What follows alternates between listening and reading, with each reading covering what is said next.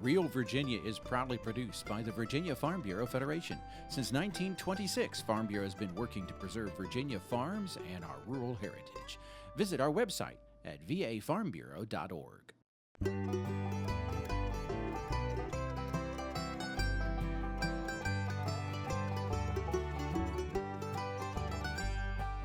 Home will always be Virginia, between the Blue Ridge and Chesapeake Bay, Atlantic to Appalachia,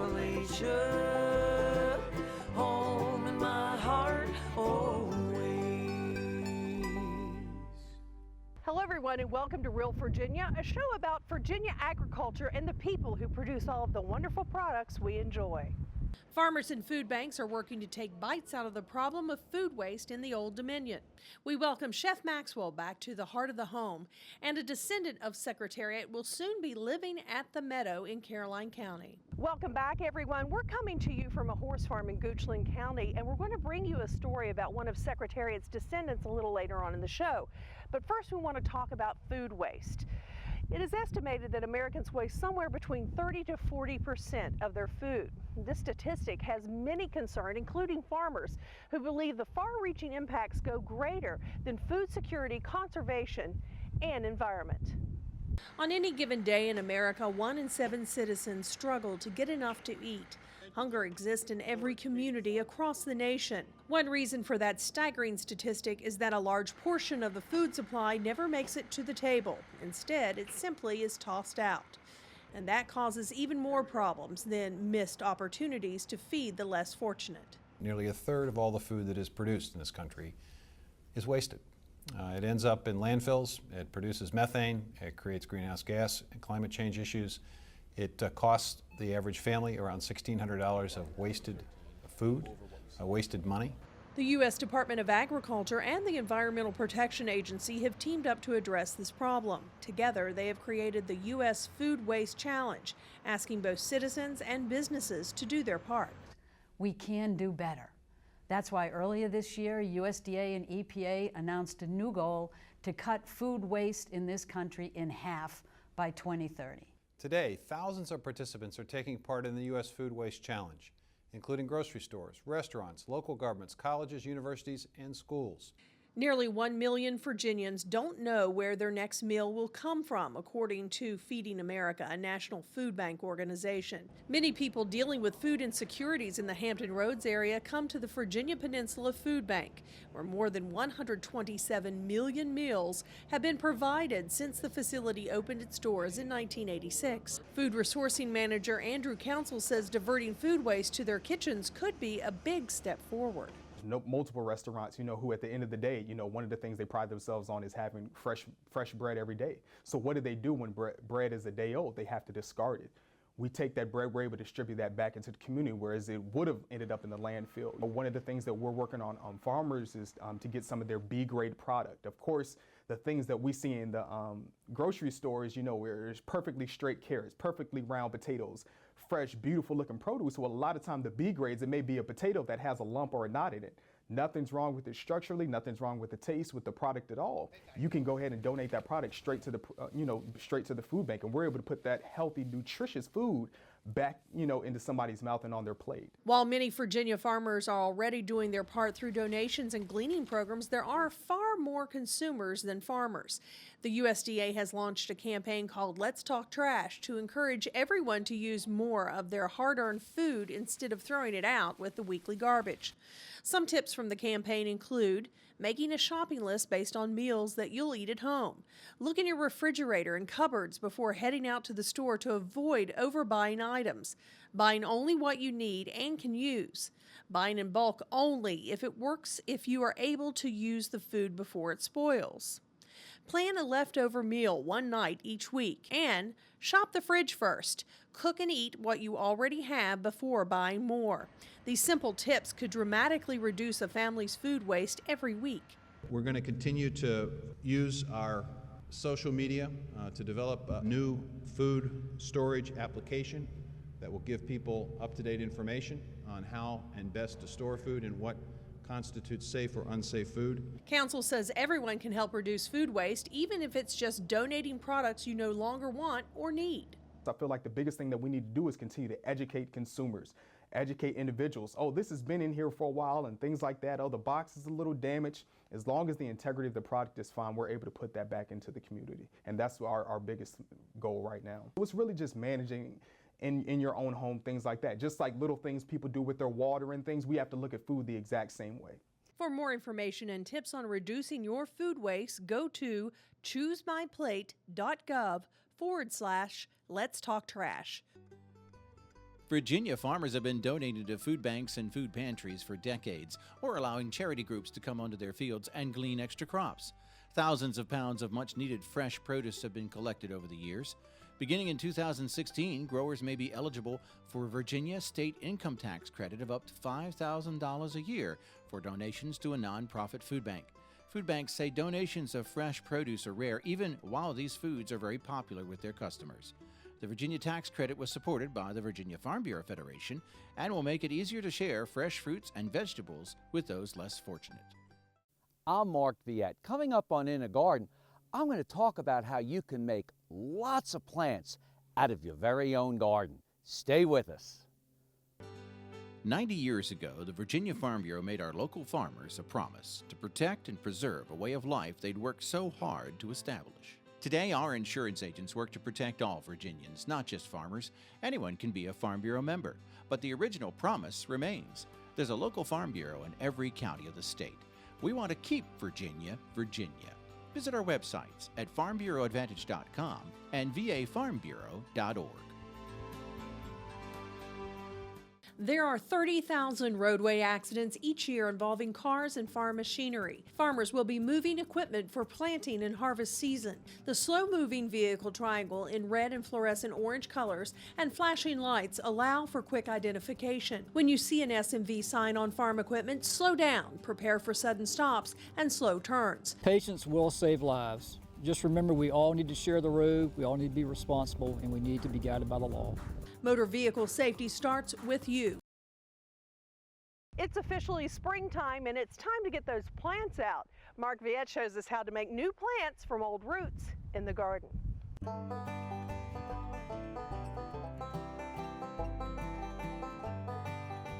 Usually in the spring, before temperatures get too warm, sometime in April, you can propagate lots of plants, especially chrysanthemums, asters, Virginia, yarrow.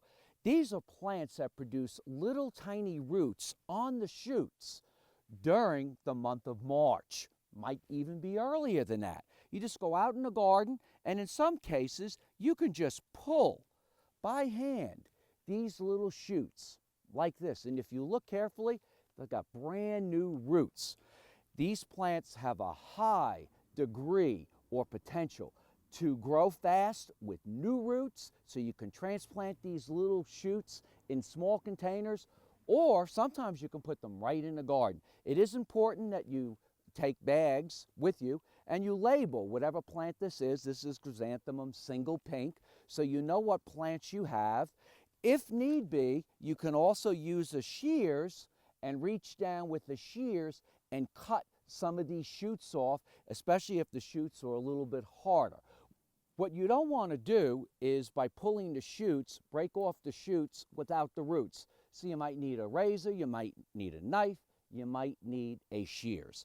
But there's many plants that you can do this with in the spring. Just pull these out like this, and if you look carefully, you can see all the new roots. And if you don't have these plants in your garden, I don't suggest you sneak into your neighbor's yard at night, but ask your neighbor, because really you're not hurting the plant. You're only taking about 1/100th of the plant away, and that gives you your own new plant. Just take your shears, reach down, trim, and here we have two great plants. There are other plants that you can propagate, like your summer phlox. This is Phlox paniculata David. It's a mildew-resistant variety, so it's one you probably want to have in your garden. Keep in mind, when soil temperatures get above 40 degrees, the roots begin to grow, just like with your bulbs in a garden. If you look carefully, there's hundreds of shoots. So just pull these plants right up. And to give you an example of what they look like, you can see the roots against my green shirt. Now, some of you might be wondering, why spring? Well, all last year, these plants with the sun produced sugars and nutrients that are down in the roots. So these sugars and nutrients are coming back into the plant, and they allow the plant to produce new roots, and it really wants to grow. All you have to do is come in and trim this plant. So you just, like this, here it is. It may not have roots, but if you look really closely, there is a little tiny root just beginning right there. This is one of my favorite shade plants. It's known as Virginia or pig squeak. And all you do is take this little plant and put it in a 2-inch pot, and it will produce new roots right at the base. You can have all the plants you want. You can fill your whole garden, plus even expand it. I'm Mark Viette. Join me next time in the garden. For more garden tips, go to inthegardenradio.com. One of the first things to come out of the garden each year is asparagus. We welcome back Chef John Maxwell, who shows us how to prepare it next in the heart of the home. I feel that family farms are very important because it's not just a living or occupation, it's a way of life. We live, work, and play right here in one location. The grandchildren are around, and as often as they can, they'll come and say, "Grandma, can I help?" There's a lot of challenges, but by having to be a family operation, it makes it all more enjoyable. This is what I do. It's my livelihood. I enjoy doing it. This is my hobby. It's my vocation. It's a wonderful place to enjoy life with my wife, my children, and grandchildren. We're putting out a product for other people to drink and consume. We hope they like milk and cheese and ice cream and butter and all those good things.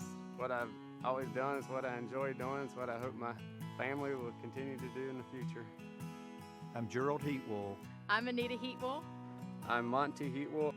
And I'm dedicated to dairy, our cows, our milk, and our land.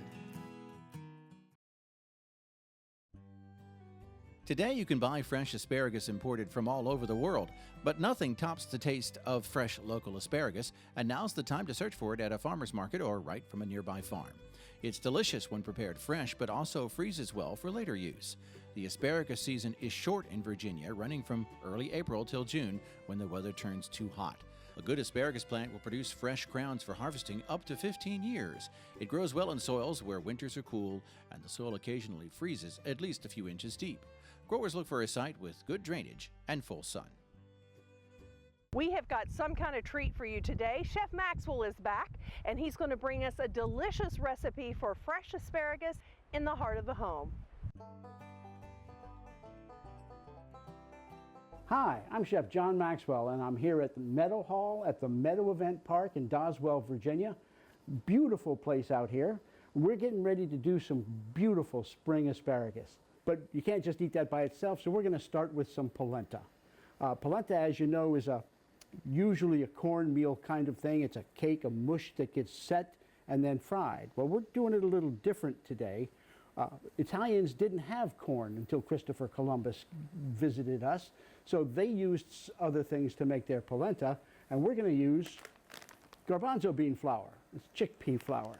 And I'm going to cut this open. I got some vegetable stock that we got from our friends at Relay Foods. Right. And I'm going to stir this into the vegetable stock. And it's just going to get really thick. Keep stirring it. Right. Now that that's where we want it to be, I'm going to get a pie pan and just scrape this down into the pie pan.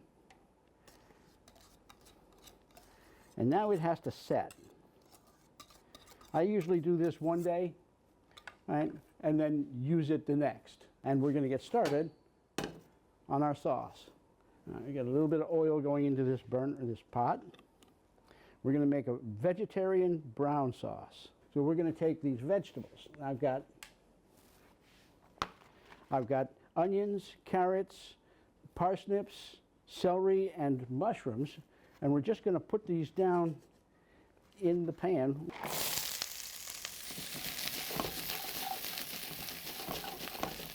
You hear that? I love that sound. Put this over here.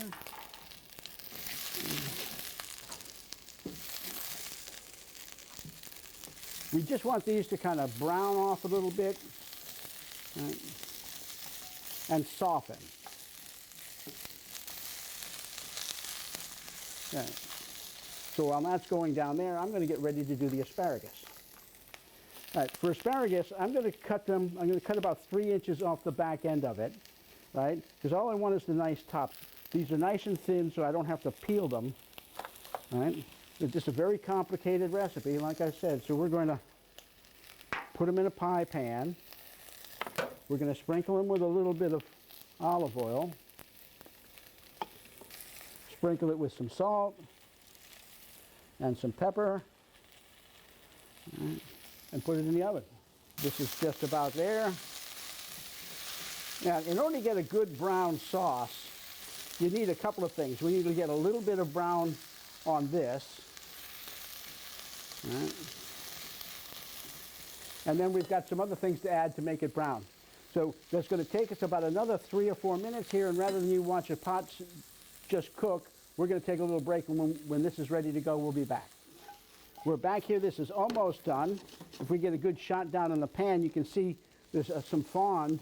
It's the French word for the brown stuff that collects at the bottom of the pot.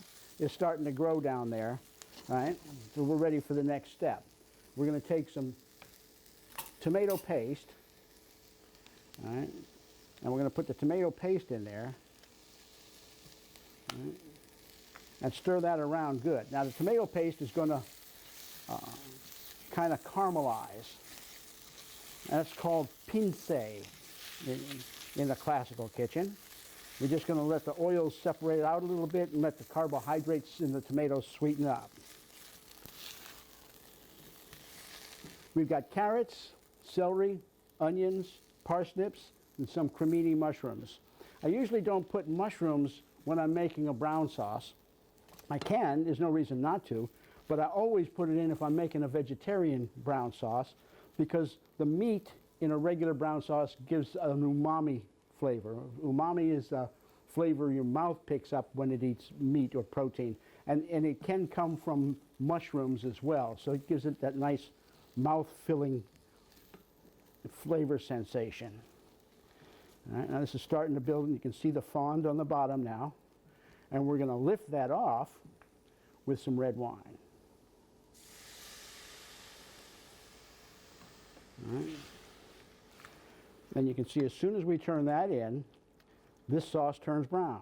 It's a reaction between the wine and the tomato paste and the fond on the bottom of the pan. All right. You can see how dark and rich a brown that is. It's very nice. Now we're going to add some vegetable stock. We got that. Now this just has to simmer for a while, all right, to get a little bit thicker.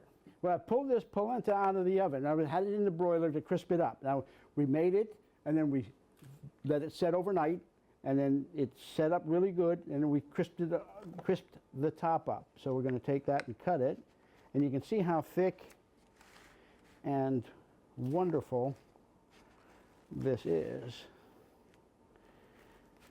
I'm going to make a couple of slices here. All right. And pull them out here. Now I'm going to take some of this brown sauce. The brown sauce there, I strained it through here into this pan. Right? Want it to run a little bit across the plate, so I did not make it as thick as some brown sauces are. But that doesn't have anything to do with the fact that it's vegetarian. It's just the way I wanted the sauce to be. Now we take our asparagus, and we're going to put it on the plate, kind of leading from the polenta down into the brown sauce. And there we've got beautiful spring asparagus, Virginia spring asparagus, with some chickpea polenta and a brown sauce, all vegetarian, gluten-free. So we'll see you next time when we work with some more great Virginia food in the heart of the home. Recipes from the heart of the home can be found on the Relay Foods website at relayfoods.com.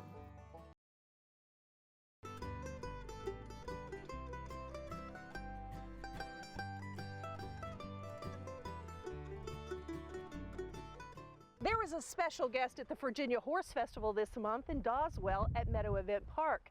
And as Dave Miller reports, this living link to history came home for the event.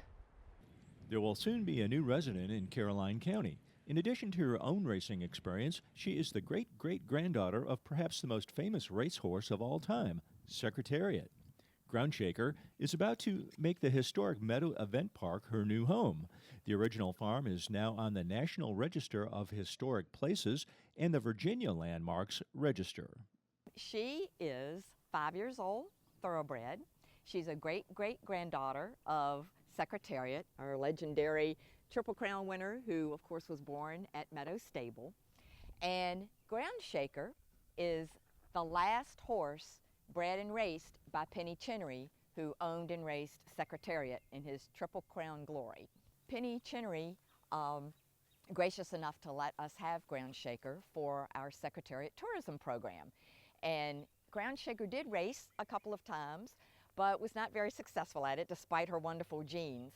And so her main job will be to be the star attraction at our Secretariat tourism program here at the Meadow. Folks at the Meadow Event Park have worked diligently to preserve physical links to Secretariat's time. The original foaling shed where Secretariat was born March 30th, 1970 is still standing, as is the yearling stall where he stayed as a colt, the stallion barn and the training barn where he was first saddled and learned the fundamentals of racing. These interesting exhibits are all part of the Hoofprints of History tour at the Meadow, and Layden says Groundshaker will help make those events come alive for visitors. She really will be a living link to Secretariat. And our Heritage Tourism Program, she will help us more fully tell that story of Meadow Stable, which actually celebrating its 80th year anniversary. It was founded in 1936. And for her to be a great-great-granddaughter of Secretariat really brings everything full circle. Visitors to the park can see markers demonstrating Secretariat's enormous stride of 25 feet and the 300-acre brood pasture where he played as a colt. Nearby Meadow Hall has a gallery with exhibits showing what it was like in the heyday of the farm, along with the Triple Crown Room highlighting each of Secretariat's famous races. Many people don't realize that he set record times at all three tracks in 1973, records which still stand today, after which he retired, which is what Groundshaker has just done. What she's been in the process, you call it being let down after they come off the racetrack, and so she was at another facility, basically just learning a different, less active routine of not being in training and racing. The Virginia Horse Festival ran April 1st through 3rd this year and returns March 24th through the 26th in 2017. But you don't have to wait until then to visit Groundshaker. Hoofprints of History tours run year-round at the Meadow Event Park. Single families to large groups can be accommodated. To learn more about visiting the Meadows, click on meadoweventpark.com/hoofprintsofhistorytour. Plans are for Groundshaker to live on the grounds and be on display most days of the week, especially for tours. In Caroline County, this is Dave Miller. That's going to do it for this edition of Real Virginia. We're so glad we could join you to celebrate the bounty Virginia has to offer. Whether it's in your home, your garden, or your landscape, we are proud to say that this is Real Virginia. So for everyone from the Virginia Farm Bureau, thanks for watching. Make it a good week.